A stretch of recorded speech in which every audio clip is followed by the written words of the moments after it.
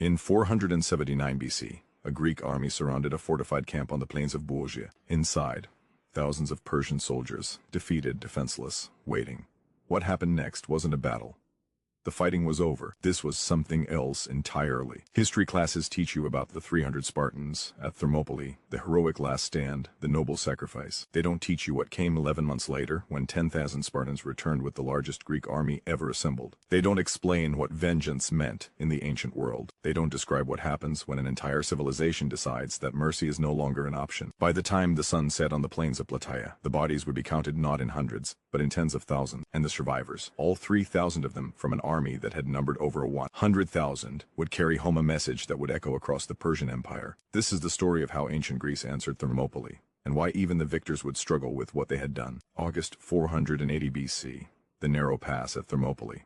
King Leonidas lies dead, his body mutilated on Xerxes' orders, beheaded, crucified, displayed as a warning. Around him, 300 Spartan warriors, 700 Thespians, 400 Theans, all dead. The Persians hadn't just killed them, they'd made examples. Xerxes orders the Greek corpses stripped, left to rot in the summer heat. For 3 days, his army marches past the decomposing bodies. A lesson, a demonstration. This is what happens when you resist the King of Kings. But Thermopylae was never meant to be a victory. It was a transaction. Lives traded for time, and as Persian forces sweep south into Greece, the question becomes, what will that time purchase? September 480 BC, Mardonius, Xerxes' most trusted general, leads the Persian army through central Greece. City by city, the advance continues. Thespi burned to the ground. Every building, every temple. The population fled, but their homes are turned to ash and rubble. Plataea, the same treatment, systematic destruction, not just conquest. Erasure, then Athens. The Persians enter an evacuated city. The civilian population fled weeks earlier to Salamis and the Peloponnese. What remains are empty streets, abandoned homes, and the temples on the Acropolis. The Persians torch everything. The Pathan, ancient even then, burns. The temple of Athenopolis, housing sacred relics dating back centuries, is destroyed. The fires burn for days. When they finally die, Athens exists only as a scorched memory on a hilltop. This wasn't just warfare. This was systematic cultural destruction. The Persians were erasing Greece from the earth. But then Salamis, in the narrow straits between the mainland and the island, the Greek navy springs its trap. The Persian fleet, massive and confident, finds itself unable to maneuver in confined waters. Greek triremes ram, board, and sink ship after ship. By sunset, Persian naval supremacy is shattered. Xerxes watches from a golden throne on the shore as his invasion plans dissolve in fire and sear. Within days, he makes his decision: retreat to Persia with half the army.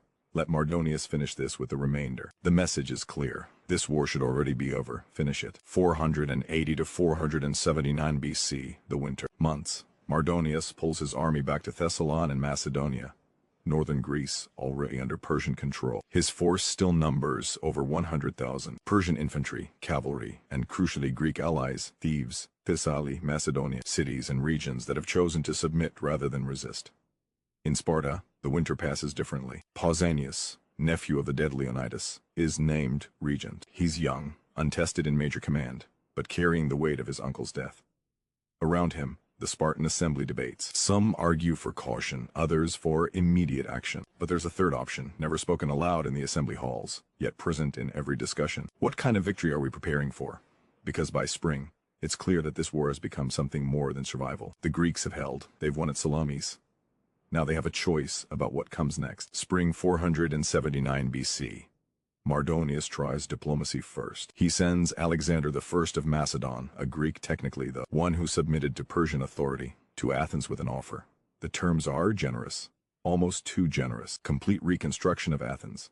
Persian goal to rebuild every temple, every territorial expansion, additional land, favorable trade status, autonomy within the Persian Empire, self-governance. As long as Athens acknowledges Persian supremacy, all they have to do is abandon the Greek alliance. The Athenian assembly gathers in their temporary refuge on Salamis. They're living in tents and requisitioned homes. Their city a ruin across the water. Everything they owned is ash. The Persian offer would solve every immediate problem they face. They refuse. The Spartan ambassadors present at the meeting report back that the Athenians didn't just decline. They threatened to execute anyone who suggested accepting. One council member who spoke in favor of the offer was stoned to death by the crowd. His wife and children killed by Athenian women who dragged them from their home. The message is sent to Mardonius. There will be no negotiation. Mardonius responds with action. His army returns to Athens, still abandoned, still empty. What the first burning left partially standing, this second wave of destruction finishes. Buildings that survived the first flames are systematically demolished. Wells are filled with rubble. Agricultural land is salted. This burning is different. It's not conquest, it's punishment. When the Persians withdraw again, Athens exists only as scattered stone and ash.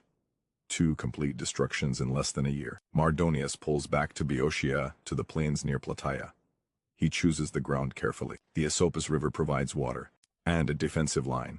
Behind him, Thebes, allied to Persia, offers a secure base. Most importantly, the flat plains favor his cavalry, the Persian army's greatest advantage. He constructs a fortified camp, wooden walls, defensive positions, supply stockpiles. Then he waits. The challenge is implicit. If you want to end this, come to ground that favors us. The Athenians send urgent messages to Sparta. Either march now or Athens will have no choice but to accept Persian terms. For weeks, Sparta hesitates. The isthmus of Corinth is fortified. The Peloponnese is defensible. Why risk everything in open battle? But then Pausanias makes his move. He mobilizes not just Sparta's army, but the full military might of the Peloponnesian League. 5,000 Spartan hoplites, the full levy, every able-bodied Spartan citizen. 5,000 perioi, free inhabitants of Spartan-controlled territory. 35,000 helots armed as light infantry. An unprecedented number of these semi-enslaved laborers mobilized for combat. The Spartans march north, picking up allies at every city. Corinth, Megara, Sikon, Epidaurus, Trozen. The Athenians joined from Salamis, 8,000 hoplites, their entire remaining military force. By the time the combined Greek army reaches the hills above the Persian camp, it numbers nearly 110,000 men. This is the largest Greek army ever assembled in recorded history. The Greeks take position on the slopes of Mount Cithaeron, overlooking the plain where Mardonius waits. For anyone who understands Ent warfare, the tactical situation is immediately clear. The Greeks hold high ground. Their hoplite phalanx, interlocking shields, long spears, is devastating in frontal combat, but requires solid footing. The slopes give them that plus the advantage of charging downhill. The Persians control the plain. Their cavalry can maneuver freely on flat ground. Their archers can rain down volleys, but advancing uphill into a hoplite formation would be suicide. Neither side can attack without surrendering their advantage, so they wait. Day 3 of the standoff. Persian cavalry probing Greek positions gets too close. A unit of Athenian hoplites supported by archers engages them in the foothills. The fighting is chaotic. Cavalry wheeling, hoplites bracing, arrows flying. Then an Athenian arrow strikes the horse of Mestius, commander of the Persian cavalry. The animal collapses. Mestius, in ornate golden armor, tries to fight on foot. The Athenians swarm him. Persian cavalry attempts a rescue, but the Athenians have already dragged Mestius into their formation. They strip his armor piece by piece, stabbing him repeatedly through the gaps until he stops moving. When the Persian cavalry finally retreats, the Athenians have a trophy: the golden armor of Mardonius's cavalry commander and his body. They parade Mestius's corpse through the Greek lines on a cart. Every soldier files past to see it. Morale surges. On the Persian side, the wailing can be heard across the plain. The entire sea. Cavalry mourns, heads shaved, horses' mans cut, armor removed in grief. Mestius wasn't just a commander. He was Mardonius's friend, his most trusted officer. The psychological balance shifts. Days pass. Skirmishing continues, but no major engagement. Then Mardonius makes his move. Persian cavalry locate the Gargaffian Spring, the Greeks' primary water source, fed by an underground stream on the slopes. Under cover of darkness, Persian horsemen reach the spring and systematically destroy it. They fill it with dirt, rubble, and corpses, both animals and human. They divert the flow, poison what remains. By morning, 110,000 Greek soldiers have no water. The Greek commanders gather. Pausanias, the Athenian general Aristides, the Corinthian commander. They face an impossible situation. Stay and die of thirst in days. Retreat to new water sources, and risk being caught in the open by Persian cavalry. Attack across unfavorable ground, and be slaughtered by arrows and horsemen. Ouranius orders a complex nighttime maneuver. The center of the Greek line will fall back to a new position near Plataea where other springs provide water. The left wing, Athenians and allies, will retreat to different high ground. The right wing, Spartans and Tagians, will hold position until the others are clear, then withdraw. This should be a coordinated, controlled repositioning. Instead, it becomes chaos. The allied contingents in the center panic. Nighttime retreats are nearly impossible to control, even in all circumstances. Units lose formation. Commanders lose contact with their men. Some groups retreat too far. Others stop in the wrong positions. By dawn, the Greek army is scattered across several miles. Units separated, the unified battle line broken. From his camp, Mardonius watches the dawn reveal Greek positions. What he sees, Greeks in retreat, formation broken, scattered across the plain. What he doesn't see, that the Spartans on the right wing have deliberately maintained formation, that the Athenians have reformed on their new position, that this isn't a rout. It's a badly executed maneuver. It doesn't matter. This is the opportunity he's waited for. Mardonius orders a general advance. The Persian army moves out of the fortified camp in waves. First, elite Persian infantry, the Immortals, lightly armored but highly trained, equipped with short spears, swords, and wicker shields. Behind them, infantry from across the empire. Medices, Bactrians, Indians, Sikh. On the flanks, what remains of the cavalry still formidable despite the loss of Mistius. At the rear, Greek allied forces from Thebes and other cities that sided with Persia. Mardonius himself rides near the front, visible in his distinctive armor, urging his men forward. The target, the Spartan right wing, still in apparent retreat, seemingly vulnerable. Pausanias watches the Persian advance. His 10,000 Spartans and Taians have been slowly withdrawing, maintaining formation, but appearing to flee. Now he gives tea. He orders stop. The Spartans halt, dress their lines, and turn to face the approaching Persians. The bronze-faced phalanx locks into position, 8 ranks deep, shields overlapping, spears protruding in rows. But there's a problem. The Greek religious protocols require favorable omens before battle. The seers reading sacrificed animal entrails report unfavorable signs. Again and again, Pausanias orders new sacrifices. Again and again, the omens say, do not advance. The Persians close to within arrow range. Persian archers, thousands of them, begin loosing volleys. Arrows rain down on the Spartan formation. Men fall, struck through gaps in armor, through exposed flesh. The shields provide some protection, but arrows come at angles, find weaknesses. Spartans dice, standing in formation, forbidden by their religious law to advance, unable to retreat without breaking. Pausanias orders more sacrifices. The omens remain unfavorable. More Spartans fall. Finally, whether the omens change or Pausanias simply decides to act, the order comes. Advance. The Spartan phalanx doesn't run. It marches.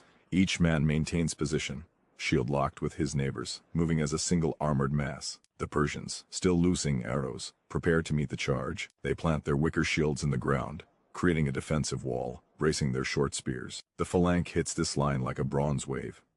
The initial impact is devastating. Spartan spears, 8 feet long, designed for stabbing dow. Nord, punch through wicker shields, through the lighter Persian armor. The weight of 8 ranks of men pushing forward collapses the Persian front line. But the Persians don't break immediately. What follows is close-quarters combat of a type most Greeks had never experienced. The Persians grab the Spartan spears, trying to break them, pull them aside. They fight with swords and daggers, trying to get inside the spear's reach. Some actually grab the spear points, pulling them barehanded, their hands shredded, but creating openings for comrades. For a time, minutes that feel like hours, the outcome is uncertain. The Persians are less heavily armed, but they're fighting with desperation, and they outnumber the Spartans. Mardonius fights at the front. Sources describe him mounted on a white horse, surrounded by 1,000 elite Persian guards, the best warriors in the army. The fighting around him is concentrated, vicious. The Persian guards die one by one, pulled down by Spartan spears, but they exact a cost. Spartans fall too. Then in the chaos, Mardonius goes down. Different sources give different accounts. A stone thrown from the Spartan lines, striking his head. A spear thrust that reaches him through his guards, simply being overwhelmed when his horse is killed. What's certain is that Mardonius, commander of the entire Persian force, dies in the melee. The effect is immediate. Word spreads through the Persian ranks. Mardonius is dead. The commander, the king's chosen representative, the architect of the invasion, gone. The Persian center begins to waver, then breaks. Once a phalanx breaks an enemy line, what follows is less a battle than a pursuit. The Persians run. Some head for the fortified camp. Others scatter across the plain, seeking any escape route. The Greek light infantry and cavalry held back during the initial clash now surge forward. This is where the real killing begins. Heavily armored hoplites are relatively slow, but helots, peltasts, cavalry, they can run down fleeing men. They can catch them in the open, exhausted, separated from formations. The plain of Plataea becomes a killing field. Meanwhile, on the Greek left, the Athenians engage the Thean forces fighting for Persia. This combat is more evenly matched. Greeks fighting Greeks. Similar equipment and training. The Theans hold longer, fight harder, but eventually they too retreat when news of the Sen's collapse reaches them. Thousands of Persians reach the fortified camp and take refuge behind its wooden walls. Inside supplies, treasure, Mardonius's personal wealth, and the army's non-competents, servants, camp followers, families of some officers. The camp is defensible. The walls are sturdy. If the Persians can hold it, they might regroup. mount a defense by time for reinforcements. But the Greek army surrounds it for a time. The Persians hold the walls. Greek forces, primarily Spartans and Peloponnesians, attempt to breach the gates and are repulsed. The Spartans, sons, trained for open field combat, struggle with siege warfare. Then the Athenians arrive. The Athenians, more experienced with varied warfare, find a weakness in the fortified camp's defenses. They coordinate a concentrated assault on one section of the wooden wall. The wall comes down. Greek forces pour through the breach. What happens next is documented in multiple Greek sources written decades later. The details are consistent, though the tone varies depending on the author. Inside the camp, the organized Persian defense collapses almost immediately. The remaining soldiers, already demoralized by the battle, trapped, exhausted, cannot mount. Coordinated resistance against the Greek army, now flooding through the breached walls. The Greek forces move through the camp systematically. They don't take prisoners. Every Persian soldier found is killed. Sources describe Greeks moving through tents, through supply areas, through every section of the fortified space. Resistance where it occurs is brief. The non-combatants, servants, camp followers, the families, they fare no better. Ancient warfare had conventions about such things. Armies sometimes spared civilians, took them as slaves, used them for ransom. This wasn't that. Herodotus, writing about this event, doesn't dwell on details. He states the outcome of the Persian army at Plataea numbering over 100,000. Approximately 3,000 survive. 3,000. The rest 100,000 men are dead by nightfall. Modern historians debate these figures. Ancient sources often exaggerated army sizes. Maybe the Persian force was smaller. 80,000, 60,000, but even conservative estimates put the dead at tens of thousands. And the Greek casualties, Herodotus reports 159 total Greek dead. Later sources say perhaps low thousands. The disparity is staggering, even accounting for ancient exaggeration. This wasn't a battle that went back and forth. This was systematic slaughter, beginning when the Persian line broke and continuing until virtually no one remained to kill. After the killing stops, the Greeks conduct inventory of the Persian camp. The treasure is immense. Gold and silver bullion, payment for the army's wages, personal wealth of Persian nobles who campaigned with Mardonius, plundered goods from Athens, Plataea, Thespy, and other sacked cities. Luxury items, jewelry, precious textiles, artworks. Pausanias orders everything collected and catalogued. 10% is set aside for the gods to be dedicated at Delphi, Olympia, and other sacred sites. The rest is divided among the Greek cities according to their contribution to the army. The Spartans receive the largest share. The Helots, the enslaved people who fought in the Greek army, receive nothing. Mardonius's personal tent is preserved intact. Pausanias orders a meal prepared using Mardonius's kitchen staff, his supplies, his gold dishware. Then he orders a typical Spartan meal prepared alongside it. He invites the Greek commanders to see both meals side by side. Persian luxury next to spa. Artian simplicity. The message is carefully crafted. Look at what they brought to conquer us with. Look at what we defeated them with. But there's a darker subtext. No one speaks aloud. Look at what we did to take this. News of the victory spreads across Greece that same day. Or so legend claims. The Greek navy wins a decisive victory at Mycari on the coast of Asia Minor, destroying what remains of the Persian fleet and liberating Greek cities under Persian control. Whether the timing is accurate or mythologized, the strategic result is clear. The Persian invasion is over. Greece has survived. But this isn't just survival. The psychological and political landscape has shifted. Athens begins reconstruction, but not as it was. The Athenians fortify their city aggressively, rebuild their navy with the largest fleet Greece has ever seen. The war has taught them that defense isn't enough. Sparta returns to the Peloponnese, but the memory of what happened at Plataea follows. The Spartans had always been respected, feared for their military skill. Now there's something else in how other Greeks regard them. Greek poets write victory odes. Temples are built, monuments erected. But certain details are omitted from the official commemoration. The number of enemy dead is celebrated. The speed of the victory is praised. The tactical brilliance is analyzed. What happened inside the fortified camp after the walls fell is mentioned in passing, if at all. Herodotus, writing a generation later, and moralize. He reports this many died, the camp was taken, the wealth was divided. Plutarch, writing centuries after, is slightly more direct. He mentions that some Greeks questioned whether what happened after the battle was necessary, whether the scale of the killing served any military purpose. The Persian survivors who made it back across the Hellespont carried a message to the empire. The Greeks are no longer just defending. When they win, they erase. In pure military terms, Plataea achieved its objective completely. The Persian army in Greece was destroyed. The invasion was ended. The threat was eliminated. But there's a question that echoes through the historical record. Why so few survivors? Ancient battles, Even decisive ones typically saw armies break and run, with the majority surviving the actual combat. Casualties of 20 to 30% were considered catastrophic enough to break an army's will. 50% casualties were virtually unheard of. At Plataea, the casualty rate exceeded 95%. This requires explanation beyond the Greeks one. What sets Plataea apart isn't the battle itself. It's what happened after the battle ended. The Persian line broke. The Greeks pursued. This is normal warfare, but the pursuit didn't stop when the Persians reached their camp. The siege didn't end with surrender offers or ransom negotiation. The breach of the walls didn't lead to selective targeting of combatants.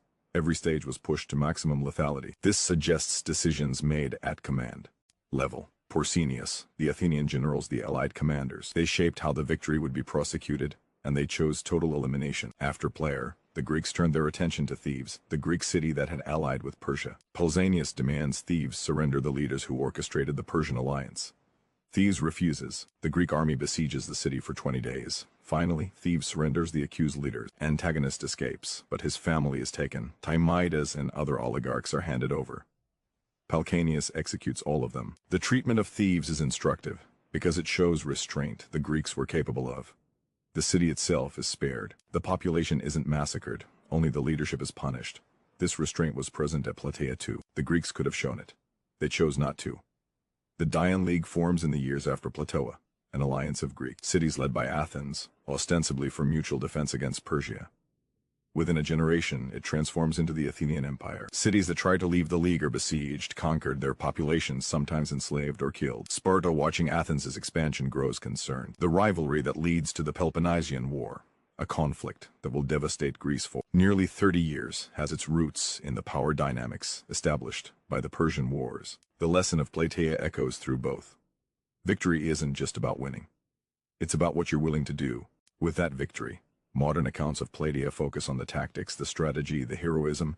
This isn't wrong. Those elements existed, but they also tend to skip from the Greeks won the battle to the Greek. The Greek cities were liberated without dwelling on the intermediate steps, the fortified camp, the breach, the hours that followed. This isn't because ancient sources are unclear. Herodotus provides the numbers. Other sources corroborate. It's because we don't have comfortable categories for what Plataea represents. It's not a battle that went wrong. The Greeks executed their plan successfully. It's not a war crime in the modern sense. Ancient warfare had different conventions. It's something in between, a conscious choice to use victory as a tool of annihilation. When the Greeks erect a victory monument at Plataea, the inscription lists the participating cities, honors the dead, celebrates the victory. It doesn't mention the 100,000 Persians who died. It doesn't need to. Everyone who sees the monument knows. Every Greek city that contributed forces knows what their soldiers did that day. Every Persian who hears the story knows what happened when the walls fell. The monument is both a celebration and a warning. This is what happens when you invade Greece. This is what happens when you burn Athens. This is what happens when you kill 300 Spartans at the mop and think you've won. You haven't won. You've only guaranteed what comes next. The title of this script asks, how 10? 0 Spartans avenged the 300.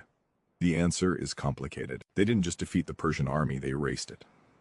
They didn't just win a battle. They eliminated an invasion force so completely that Persia never attempted a major invasion of mainland Greece again. They didn't just avenge them. They made sure that anyone who heard the story would understand the price of killing Spartans is annihilation. But vengeance in the ancient world wasn't clean or simple. It wasn't a Hollywood ending where good triumphs and everyone goes home satisfied. Plataea left questions that even the victors couldn't fully answer. When does defense become elimination? When does necessary force become systematic slaughter? When does vengeance become something that troubles even those who execute it? The Greeks won at Plataea. They secured their freedom, ended the invasion, and created a foundation for what would become one of history's most influential civilizations. But they also did something that day in 479 BC that would echo through their own later histories. They learned what they were capable of when survival was no longer the only question. Thermopylae is remembered because it's comprehensible. Noble sacrifice, heroic resistance, glory, and defeat. Plataea is harder to remember because it forces us to think about what comes after the heroic sacrifice. It forces us to consider what kind of victory emerges when an entire civilization decides that mercy is no longer an option. And it reminds us that the most troubling moments in history aren't always the defeats. Sometimes they're the victories.